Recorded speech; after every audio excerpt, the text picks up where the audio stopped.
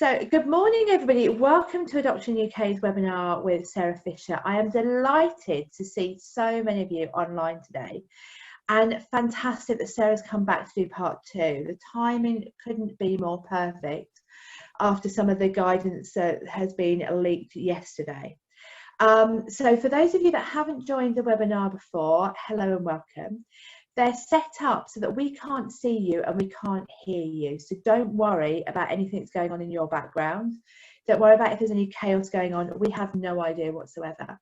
So we have the questions open at the bottom, and we also have the chat. So if there's anything any questions you'd like to ask or anything like that, pop it in the chat and I will come back on at the end and I will ask those questions. But I don't say anybody's name. So don't worry about asking any questions, everything's kept confidential. So I shall now hand over to Sarah, and thank you very much. All right, thank you.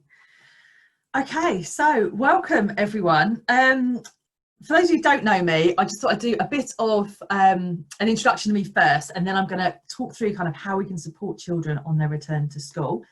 And what I'm going to do is run through the presentation and then take questions at the end, if that's all right. So as we're going, pop them in the comments or pop them in the Q&A bit, and we will make sure we answer them all at the end. So a little bit about me. For those of you who don't know, I'm an adopter, single adopter. I have I'm going to call him gorgeous, 13-year-old. He was gorgeous this morning, so that's fine, at home, who moved in just over 6 years ago. And we had a pretty rocky road, certainly to start with. And it was about 9-10 months into my journey that I found out about the approach that I'm going to share with you today and how we can use it within schools. And before my son had moved in, and actually when he did, I worked in schools. So I worked in education for over 12 years. I didn't teach, hands down. Teachers are amazing for what they do. Certainly having tried to home educate, I've just been reminded of how amazing you all are. But I worked within an education setting as the business manager on the leadership team, running principals detentions and all that kind of stuff, and really felt a sense of how we could do it differently to help the children that were struggling within a school environment. And I think with the COVID and the kind of the situation we're in at the moment, it's really tough for us as adults and for our kids, and that return to school, as we were talking about, is going to be really, really hard. This morning, some of you will have seen the information to come out from the tests, and I think it came out through the test being leaked from the government. I'm kind of going to take a totally different approach and tell you the opposite. So I will share my screen, or at least try and get my screen up and shared. Hopefully you will be able to see that.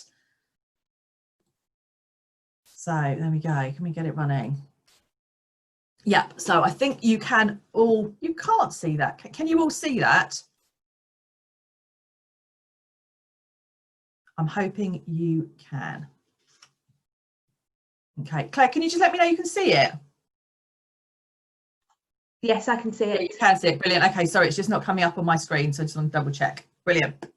Okay, so we are looking at supporting children on their return to school. Now, obviously, some children are already back at school. My son he was back this week and last week.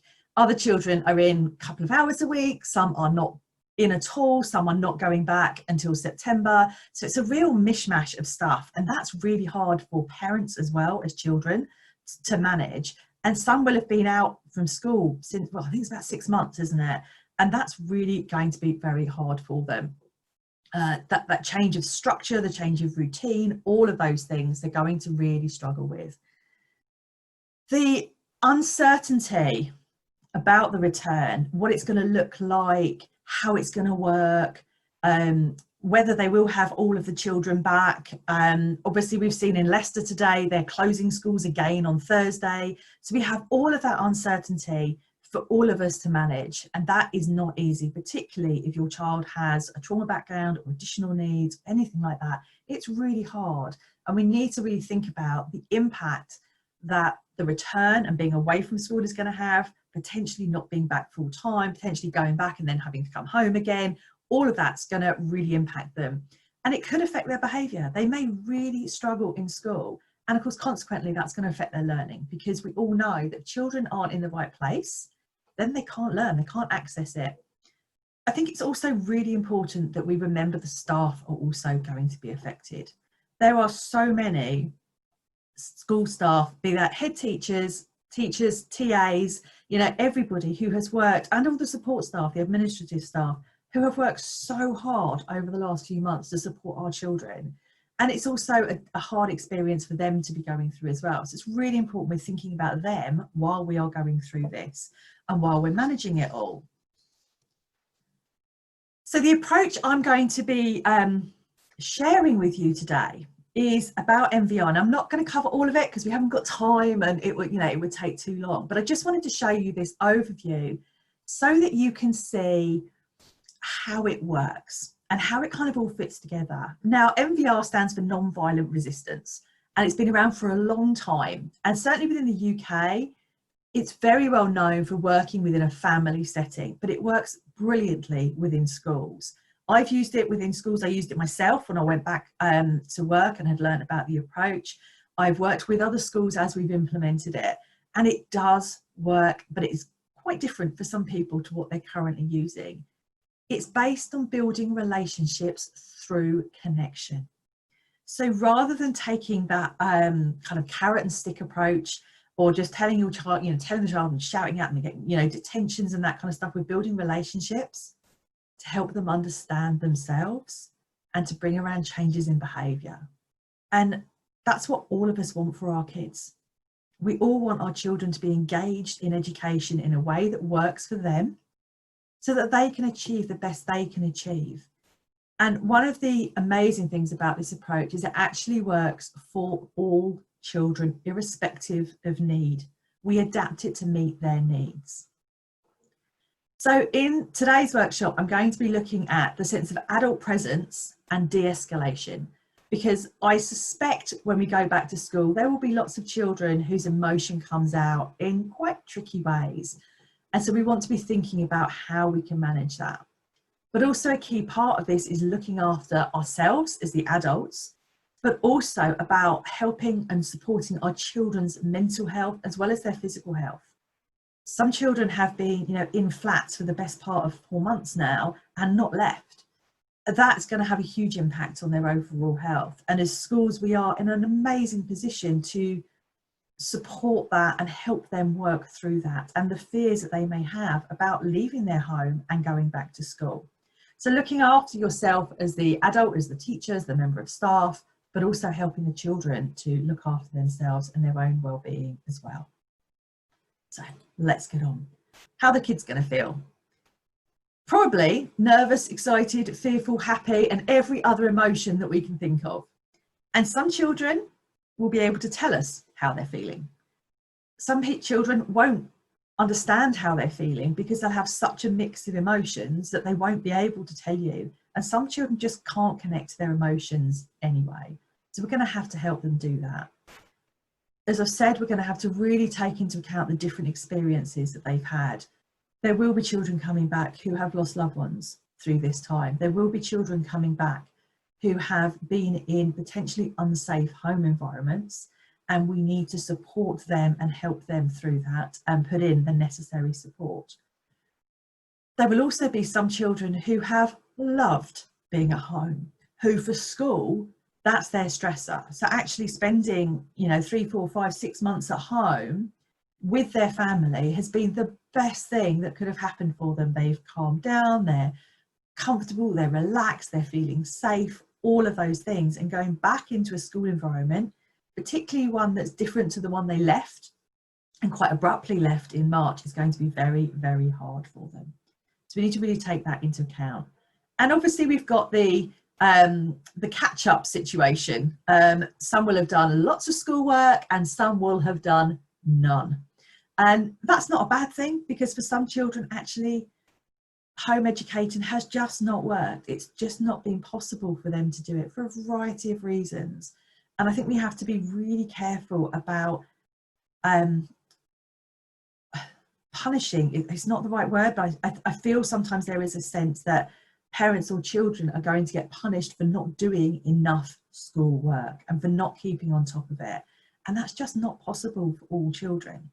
And I think we need to, you know, schools, I know a lot of the schools I'm talking to are taking that into account. and are realizing that things will need to shift. It's how we shift it, because if the child is not in the right emotional state, they're not going to learn anyway. So we have to focus on their emotional and mental well-being and their physical well-being as much as their learning, because the learning will come when they're feeling safe. So we need to really be thinking about that. Staff are the next thing as well. And, you know, certainly when I was working in schools, a lot of my role was talking about and thinking about our staff's well-being.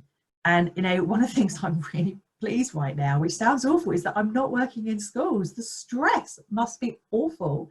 And we need to really think about how those staff are going to feel about going back into school to do a job they love from a situation that's also been very hard. They may have had some awful experiences over this time. You know, we don't know what their situation is necessarily at home. They may have lost loved ones as well. They are coming back to a job that will be different. Certainly if you read the potential criteria that's come out today, the school environment is going to be a very difficult one.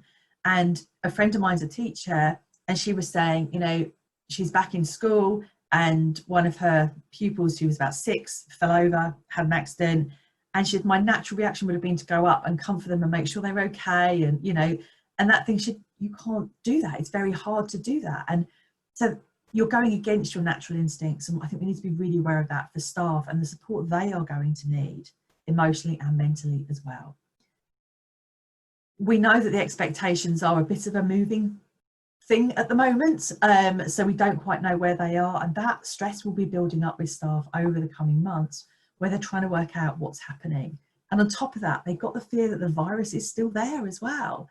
So, you know, are they going to catch it? Are they more at risk? Are they not? What's happening to their families? All of that stuff is going to be really playing into their minds. So we need to be thinking about that as well while we're going through this. So how can we support the children? Now, as I said, what I'm suggesting to support the children will also be supporting the staff as we go through. One of the things we need to do is really recognise that their emotions, particularly the children's, may come out in some tricky ways. The staff's might as well, but the children could be anywhere on the spectrum, from sitting there really, really quietly, not really talking, not saying anything, to being the complete opposite and maybe being very you know, verbally or physically aggressive, and anywhere in between, because we all show our emotions in different ways. We also need to think about, for some children, their emotions are coming out now, and that might last for a long period of time. For others, it could be 6 months or even 12 months until they process what's happened and they start to let those emotions out. So we need to be thinking as well, you know, back in September, October, okay, you know, what's happening for this child, but also January, February, March next year. Because I think things are going to go on for quite a while. We need to be as flexible as we can in our approach with each child as well, and try not to impose harsh consequences. There's a lot of research that shows harsh consequences don't work, and I'm going to share some alternative ways of doing that as we go through this. Certainly from my experience in schools and in other environments where I've been working with young people, for me, a harsh consequence doesn't change behaviour. It might stop it in the moment, and it might make you feel like you've done the right thing, but actually if it's not changing behaviour over the longer term, it's not having an impact. So we need to be thinking about that. And I think there are 4 things for us to be thinking about when we're working with children and supporting them on their return, and actually just throughout their school life as well. That's to keep ourselves regulated as the adult and to help the children regulate. It's to connect with each child in a way that works for them. It's to repair when things have gone wrong. And it's to collaborate with them to solve the issues that we're seeing.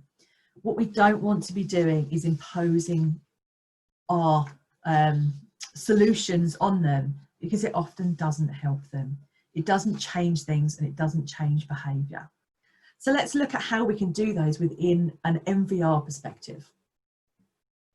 I also, actually, before we start, I just want to show you this anger iceberg, because this is one that I really like, and I think it really helps us understand that the emotion we're seeing, for example, anger, isn't always actually the emotion the child is feeling. It's how they are expressing that emotion. And I use this a lot when I'm working with parents, particularly. that actually the anger could come out because they're feeling scared at school. They're feeling unsure about what's happening. They might be worried about making a mistake and getting too close to their classmate and getting in trouble. They might be feeling shamed because they didn't do as much work as their friends and they're feeling behind. They may not have had access to the technology they needed. They might be feeling stressed because home life has been really, really difficult. They might also be feeling relieved that they're back at school and they've got a safe environment to be in for part of the day. I think this iceberg is so important in terms of helping us really think about how a child can express their behaviour and it not necessarily be the behaviour that they are thinking, they are actually feeling in the moment, but it's how it comes out in what feels to them like a safe way or the only way they know how to express it. And I'm quite keen on this, as you can tell, because I think it's a really powerful way of showing that. So let's look at de-escalation first. Oh, this is one of my favourites. This is how we can really help children who are showing that anger, who are expressing it in a way that may not be all that helpful. I know when I worked in schools, I was able to stay calm virtually all the time, with the kids anyway, not always with the staff, but with the kids. We want to try not to join in and escalate with them, and we know how easy that is. You know, you ask a child to do something and they say, no, I'm not doing that, or, you know, respond back to you. You then go, well, you need to do that. You need to do that now. This is how I need you to do it. Child then comes back and says, I'm not doing it. I'm not doing it now. They're getting more escalated. You then push back a little bit more and it just escalates even more. What we want to do is try not to engage in that and understand that actually the child is pushing back. There's a reason for it. There's something sitting underneath it. But in the moment, what we want to do is calm everything down as quickly as possible and work with the child afterwards to understand what the problem was. In the moment, as they're going into fight and flight, the chances of them actually being able to tell you, very slim. And we want to get everything calm and safe for everybody in the classroom so that the other children can carry on learning. And that's what we're trying to do. And keeping ourselves regulated as we do that as the adult is really, really important. By staying calm, by not arguing, by not engaging with them, we are raising our presence with that child, and that creates connection. And when we're creating connection, we create safety. And when the child feels safe and feels connected and know you're there, they are going to find it easier to engage in the learning. So we want to do that and think about how we're going to respond and deal with it later on, rather than dealing with it in the heat of the moment in front of 29, 30 other children, which actually can be quite shaming and not helpful and not move it forward in any way. So regulation is absolutely critical. We regulate with them to de-escalate a situation. If we are keeping ourselves calm, we are teaching them how to regulate as well.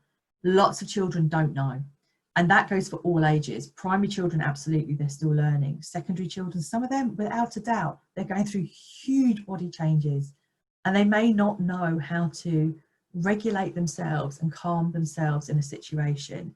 And in the classroom, if they have said no to something and stood up, there could be a little bit of, I can't back down now, I'm in front of my mates, I can't back down, I've got to keep going with this. So we have to help them to regulate and calm the situation without kind of losing face in front of their mates, because that's not helpful. It doesn't help them, it doesn't help their connection and friendships, it doesn't help how they feel about themselves, and actually it won't help your connection with them as well.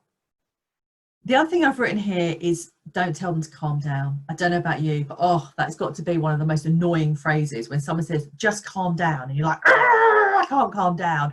I don't think it works. I'm sure there's some of you listening who are going, yeah, it works every time, Sarah. Doesn't work with me.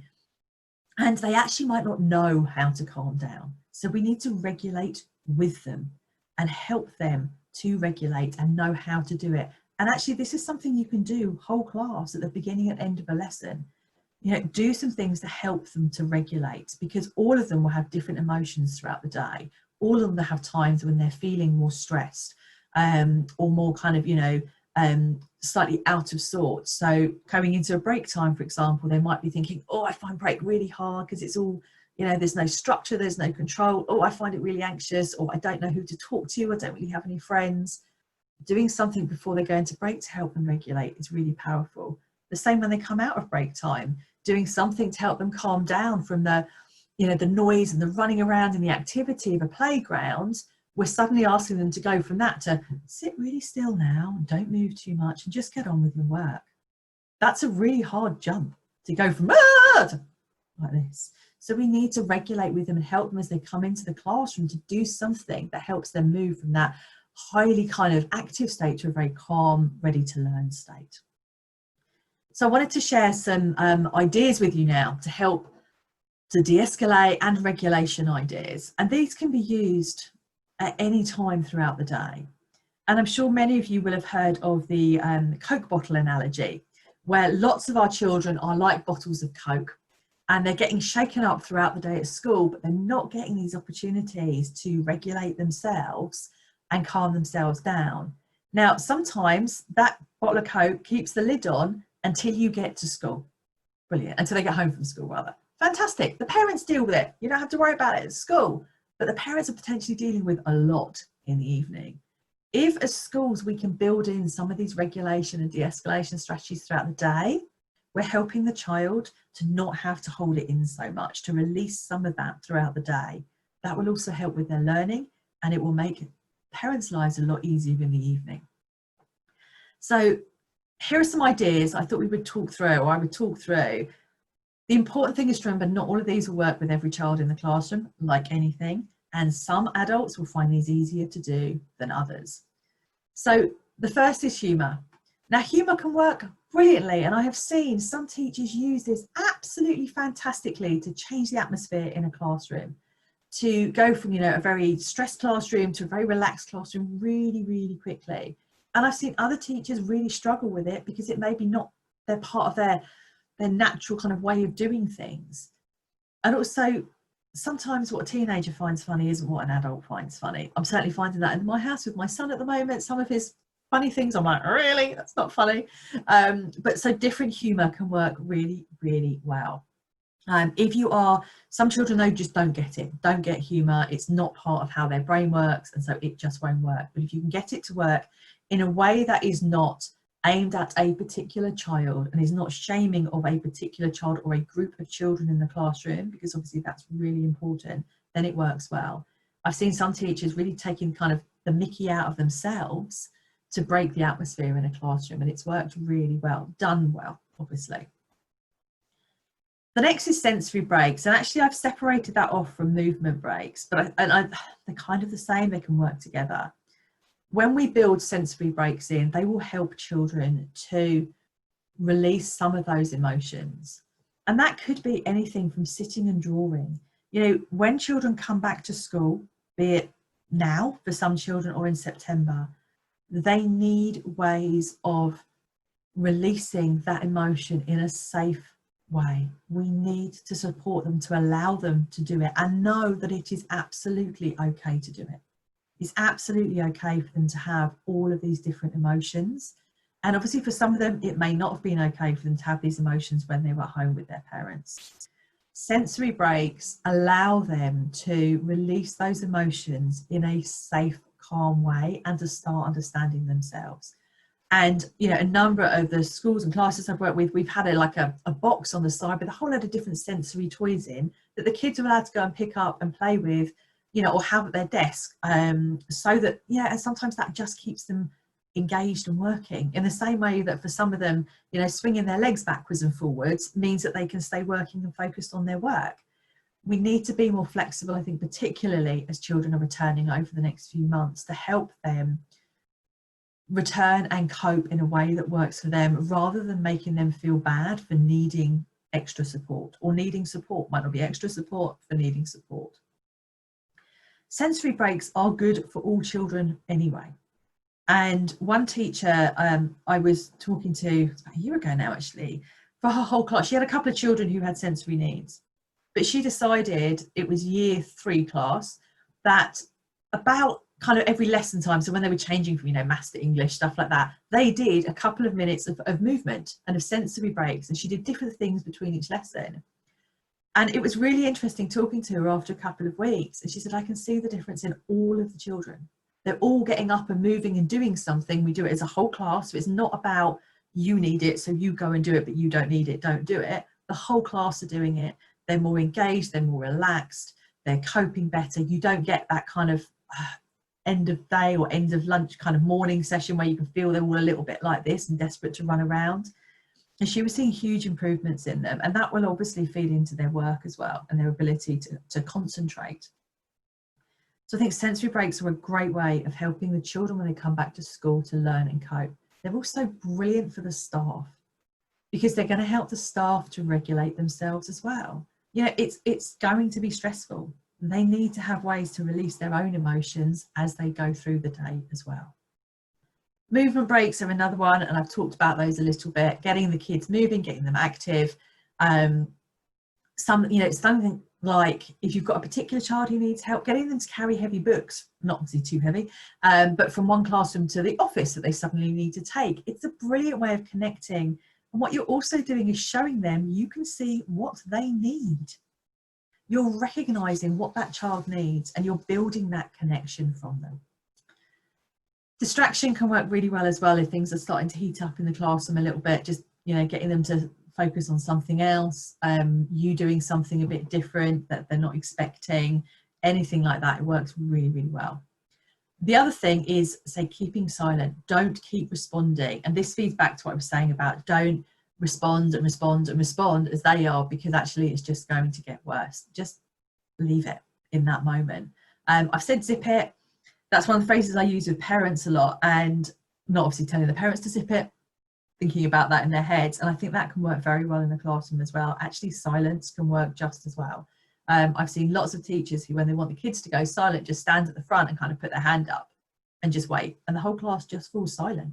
They haven't had to say anything. The whole class just calms down because the teacher's energy is calming down and relaxing, and they're picking up on that in the classroom. So I think that's very effective.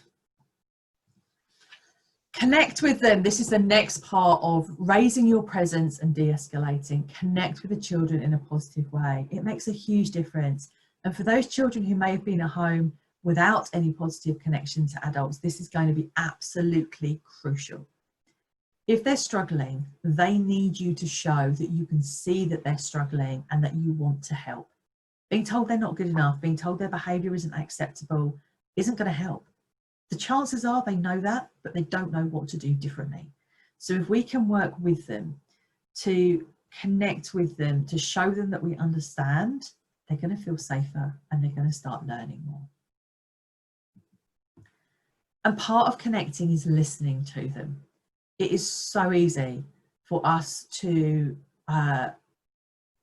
ignore or say to a child, don't talk now, don't tell me, you just need to listen to me. This is what you need to do.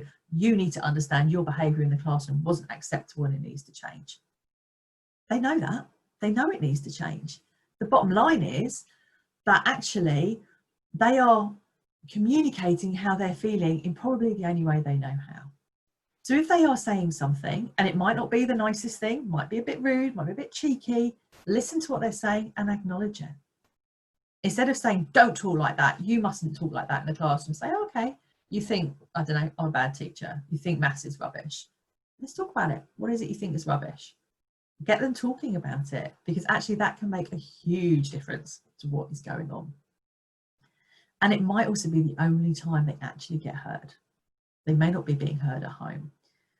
So you can create that connection for them and help to create that safe space.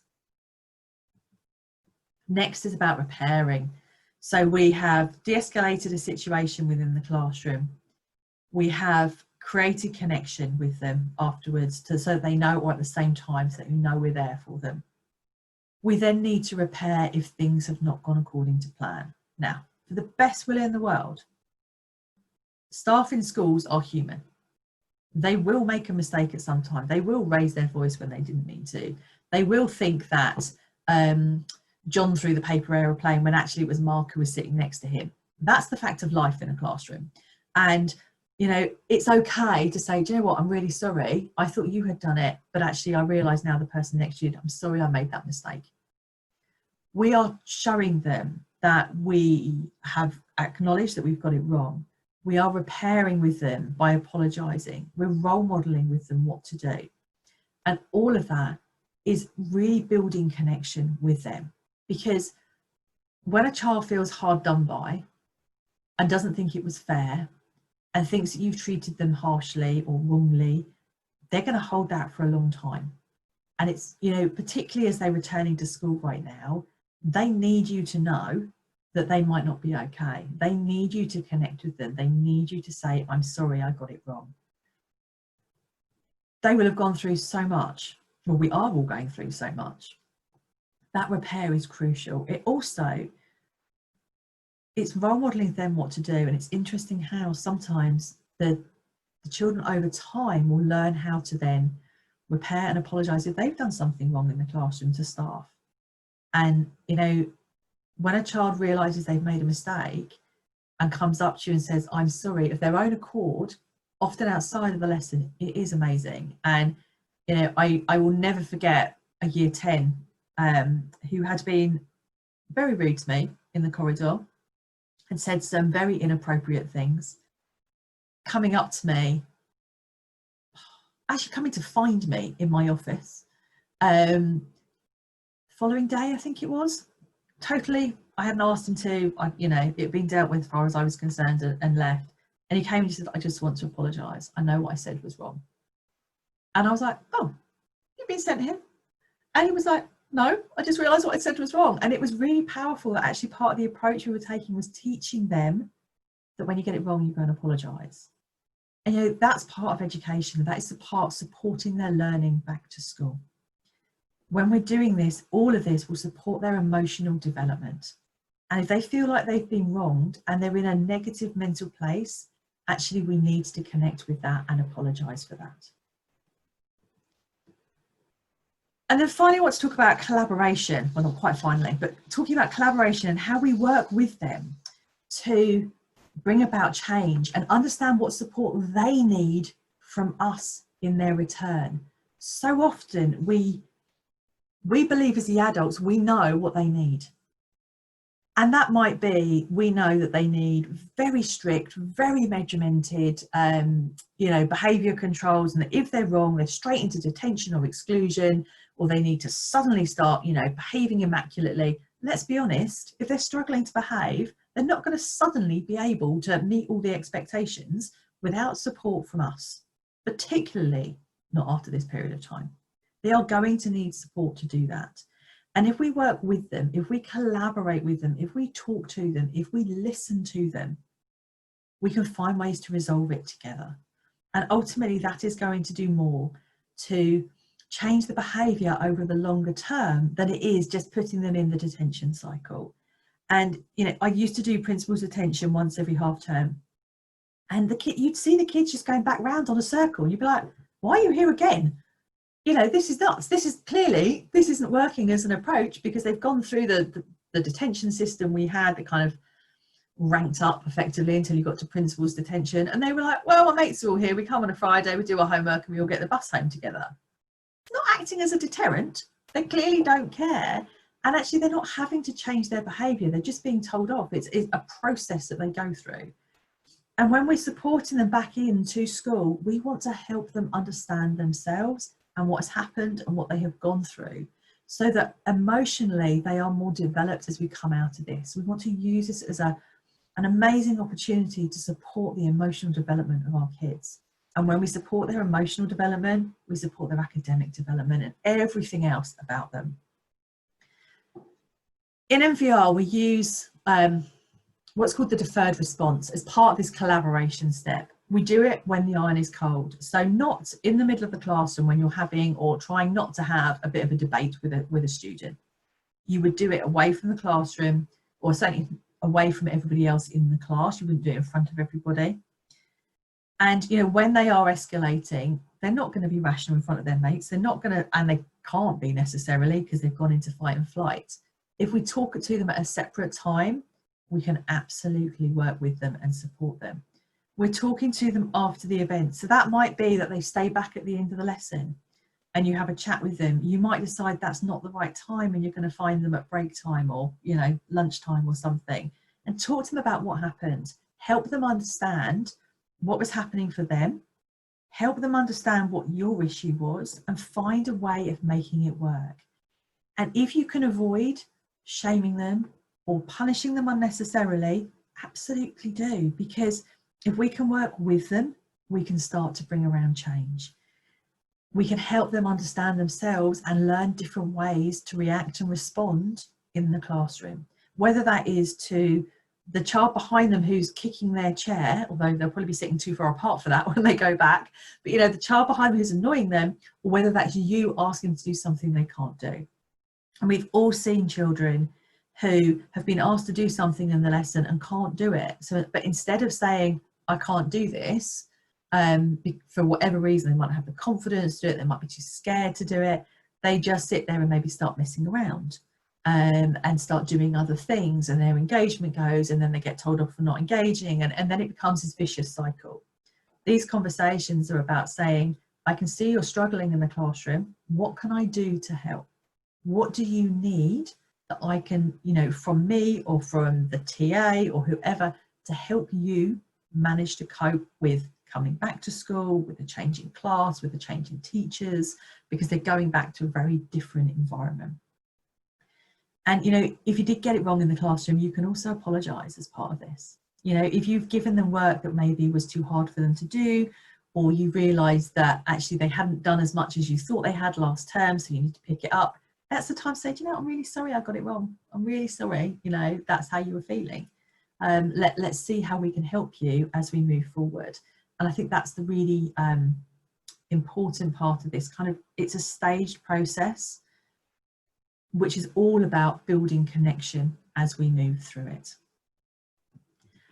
I want to talk about consequences as well, and supporting our children in their return, particularly in light of what's come out this morning as part of the guidance that's come out. But I think I'm not a big fan of imposed consequences and we don't see them change. And I've talked about the children I saw going through the principal's detention loop. It doesn't change behaviours, and neither do exclusions. And actually, I don't think managed moves do either. Managed moves are just a way of excluding somebody without them, you know, without any official paperwork potentially. That being said, I've seen them work really, really well in some situations where they have been managed for the right reasons. I believe that if we want behaviour to change, we have to do it from the needs of the child and helping the child, as opposed to saying that child is too difficult for us, we're just excluding them, or they can't manage, therefore they're not staying here anymore. If they can't manage, we need to help them and support them doing that. And we do that through, you know, de-escalating, building connection with them, helping them to regulate throughout the day in the classroom. And all of these things, that's how we help them move and stay within the school environment, and to be able to cope within the school environment and really reach their own potential. If we use the deferred conversation, that is a form of consequence. Having to talk about what you did and thinking about how you can change your behaviour is really hard for lots and lots of children. Going into detention where they know they've just got to sit there and do their homework or whatever it is they do, then it's a bit like putting them on the naughty step at home. That doesn't work to change behaviour, and we don't recommend it. Neither does sitting in a detention. So if we genuinely want to support children and support their return to school, we need to be thinking, how can I help this child to cope better within a school environment, and having those conversations that allow them to do that. Then we can start genuinely supporting them in their return and not just shouting at them for not being good enough. And finally, so we've got plenty of time for questions, work as a team within the school. The schools that I have worked out myself and worked in and supported, where the staff are all using the same approach and ideally the same language, then we start seeing consistency. The children are getting the consistency, they're seeing it, they're seeing the change. They're not going, oh, my French teacher is really lovely and they talk to me, but oh my God, I'm terrified of my science teacher, you know, and he always shouts and it doesn't work.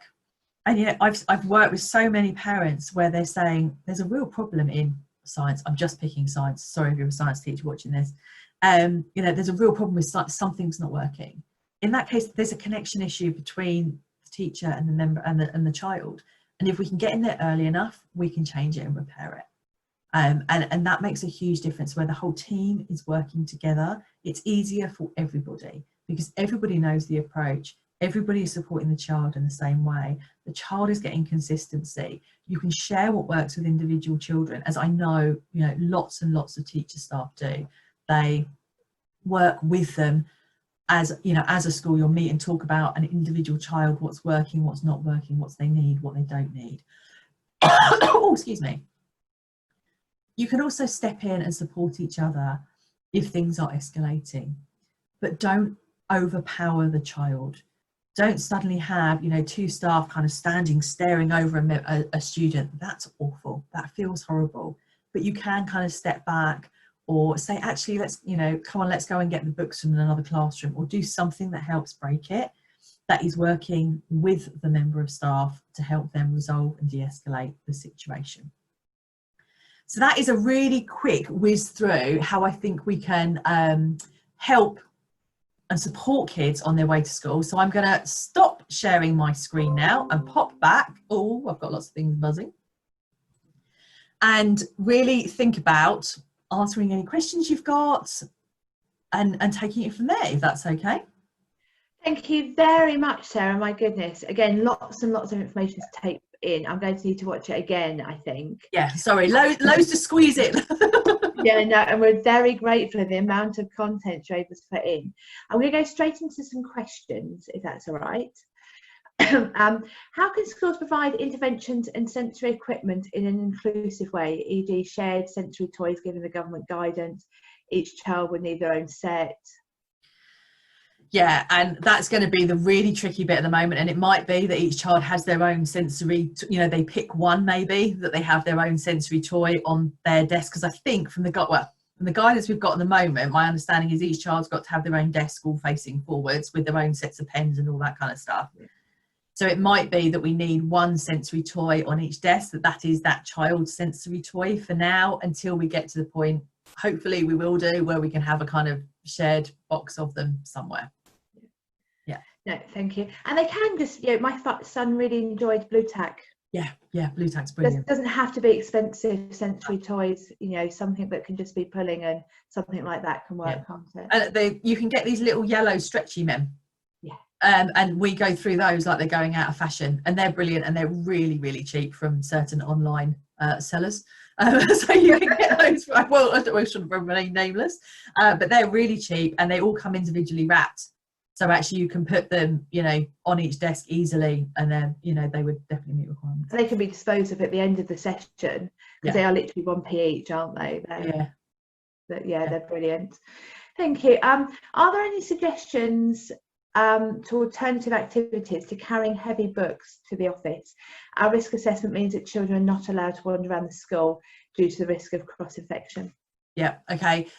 So depending on whether you want to do it whole class or do just that individual child, you could do, if you're thinking whole class, we could do whole class. You could even just getting them, they're going to have enough space. Push the chair back slightly from the desk, stand up, sit down, stand up, sit down. That is sensory and will give them some movement. Assuming, I think this would be within the requirements, apologies if I'm wrong, doing push-ups against the wall, for example, can work really, really well. Putting their hands on the chair and just lifting themselves kind of up, you know, from your arms, that would give them the same sort of input. That means they're not wandering around. Yeah, I didn't think about that. Actually, you're right, they're not allowed to wander around at the moment, are they? So those kind of things would all give you the same input as carrying heavy books, but be within the guidelines. Yeah, no, thank you. Good suggestion here, body squeezes. Yeah. That can work really well. And also around sensory, getting children to identify their own sensory and making some things like the bottles. Yeah. So they can have those. So yeah, so they're all really good idea. We've actually got a sensory webinar coming up in a few weeks' time. Brilliant. So that'll help. The only thing I would say about the sensory bottles, if you've got a child who likes to throw things in the classroom, you need to be a little bit careful because they're very good missiles. Yeah. Although the ones with, you know, a marble or something like that in. Yes. Yeah, Doesn't that would quite work. quite Yeah, as I've seen some schools doing brilliantly and fill them. You know, we do water and glitter and stuff. Them thrown hurt. So yeah, and can get messy. yeah, been there. Quite a question here. What do you think of time in? I think if it is done in a way to support the child, to help them regulate, to build connection, it's brilliant. If it is done from that positive angle, I think it can be really, really beneficial. If it's done in any way negative, you're going to sit here because you're not good enough and you're going to sit with me, then no. So it's, for me, it's about the intention of the person doing it as to whether it's positive or not. Thank you. Got a quote here. It's a great approach. How can we encourage schools to focus on this rather than strict catch-up time? Send them the webinar link. Yeah. I think it is really hard because they have to meet certain requirements and they've got to be seen to be doing things in a certain way. That being said, I know a number of Ofsted inspectors who have said to me, as long as a school is meeting the requirements and the kids are doing well, how they do it isn't necessarily, do you know what I mean? They don't have to be using really harsh zero tolerance approaches. And I think that's the bit where we need to just encourage them and show schools that this works. Yeah, no, yeah, absolutely. And it's the constant message, I think, if you can send this webinar, which has got the hints and the tips, that can be really beneficial, and just giving ideas, because I'm sure there's so many teachers out there that are just so exhausted from all the current guidance and all the changes. We've had information here, no inspections till January too, so schools have time to make the recovery. Pick that up. What I did see, though, I might be wrong, but what I did see is that they will possibly going in and doing some not formal inspections to see how schools are coping. That was that I did see that, yeah, that they're going to go in and see how schools are coping. And my slight hesitation around that is, will they then use that to influence how they work? No, absolutely. There's one thing, the inspection team going in to be supportive and a view and an eye, but it's whether there's an agenda behind that. Yeah, and it also depends on the inspections team's approach. You know, we've all met different inspectors who have a different view on things. Yeah. So I had a comment here that it's really interesting to hear this and understand more from a school's perspective. Yeah. Because I think as adoptive parents, we can often be very focused, can't we, and forget about everything that's going on behind the scenes and the difficulties schools are facing. Yeah, and they are, and we also know there's, in some cases, very significant funding gaps and that kind of stuff. And you know, I know when I worked in a school, everybody was doing everything they could for the child, and staff and teaching staff are working in very stressed environments with, you know, if you've got 30 children in front of you, all with different needs, it's really hard to manage that, really hard. Yeah. And I think hopefully if we can change from that kind of more zero tolerance approach to this approach, we're meeting all of the needs more easily. And we're not kind of going, oh, those kids need that, and those kids need that, and that one needs that. And yeah, that's really, I'm like, oh, you know, it's really hard to get your head around. And, you know, and I've seen, you know, layouts, you know, with seating plans, and there's so many different colours, it looks like a rainbow. And I'm like, how do you deal with that? And they're like, oh, well, this colour is that, and this colour is that, and they do that page. And I'm like, okay, in 50 minutes, wonderful. So I think this approach helps meet all of the children's emotional needs, which then means they're in a better place to learn. And that's what our agenda was, wasn't it, when we discussed this webinar, that if teachers can take on one or two of the hints and tips, then actually that'd be brilliant. Because you know, they're never going to be able to take on everything, but if they can go away with one or two, that'd be amazing. The recording will be available, and we shall make sure that it's sent out to everyone who signed up. It should be online on Thursday, so you'll get an email with a link that you can pass out to your schools. Yes. It's not just for Adoption UK members. We wanted this to go far and wide, so thank you. It's unlikely that children will be allowed to take sensory toys in, from what we're hearing. Yeah. Schools are limiting anything going in and out.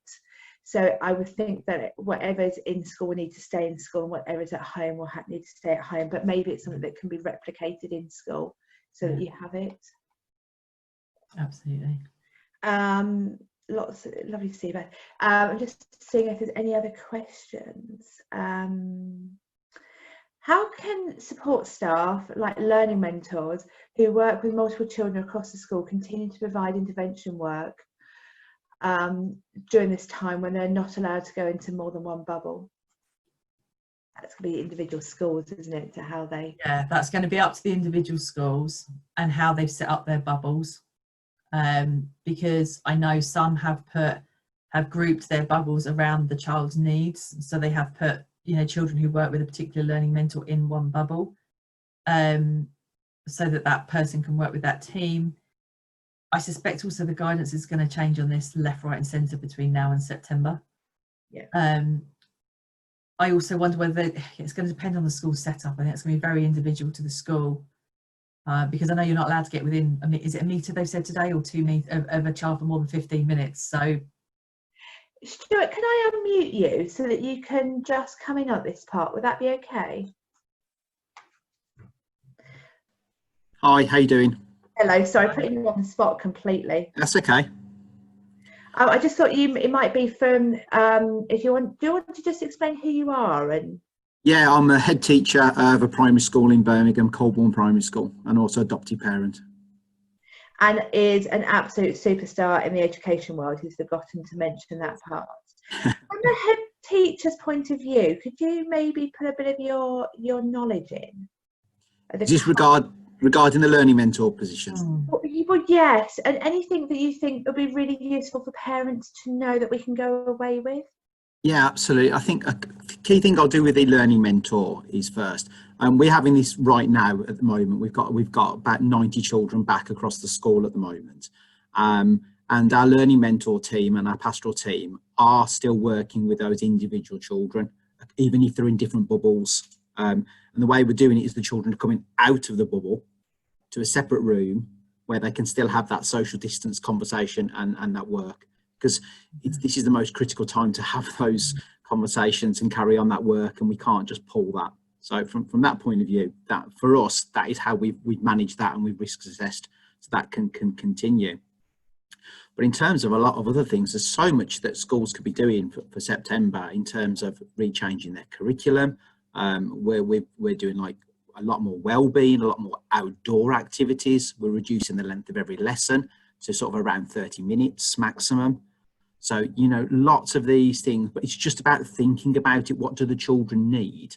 And, you know, let's change it for them. We're doing it for sort of 7-8 weeks, and then we're reviewing it as we go along. But we've got to start thinking from the very start when they come back in September, what are these children going to need? And then we can always go back and change it later on. But, you know, we can't go straight back in maths, English, phonics, because the children's their minds aren't going to be there. They're going to have all the things that Sarah said in their minds. So we just have to take it slow and go with their pace and go with their needs, and then adapt as we see fit as we go through. And of course, every school is going to be different, because some will have outdoor space and some will have very, very limited outdoor space. Yeah, my son's school, his current school, they're all in the woods. So they're using all the woods and the fields, and they're out loads at the moment, which is fantastic. But there are other schools around here that I know have got tiny playgrounds, and that's it. They haven't got the space to get the kids outside. But I think that's the thing, isn't it? All schools have got roads and paths, you know, and we've said there'll be a guaranteed outdoor activity every day, whether that is PE, outdoor adventure activities, going for a bike ride, going for a walk. Because for well-being as well, that is just massive. Yeah, I agree. Why, you see, I say that Stuart's the absolute superstar of education and would like to clone Stuart. Bless you. I'm sure there's lots of parents on this webinar will be going, please, can we have Stuart in our school? Yeah. So thank you. Sorry for putting you on the spot, but it was no problem. an opportunity to have you there. Good to see you all. Thank you so much, Stuart. Has anyone got any questions before we finish up? That's it. Yeah, it's been brilliant and so perfectly timed. Thank you so much, Sarah, and thank you very much, Stuart, for jumping in there as well. Really appreciate it. And really interesting to hear some of those ideas that we can hopefully help school with. So thank you very, very much. Thank you, Sarah. It's been another brilliant webinar. Very, very grateful. Thanks, Stuart, for coming on. And thank you, everyone, for joining. We will get the details out to you in the next couple of days with a link. So please do cascade far and wide, because I think these little information hints and tips can really help everybody. So thank you.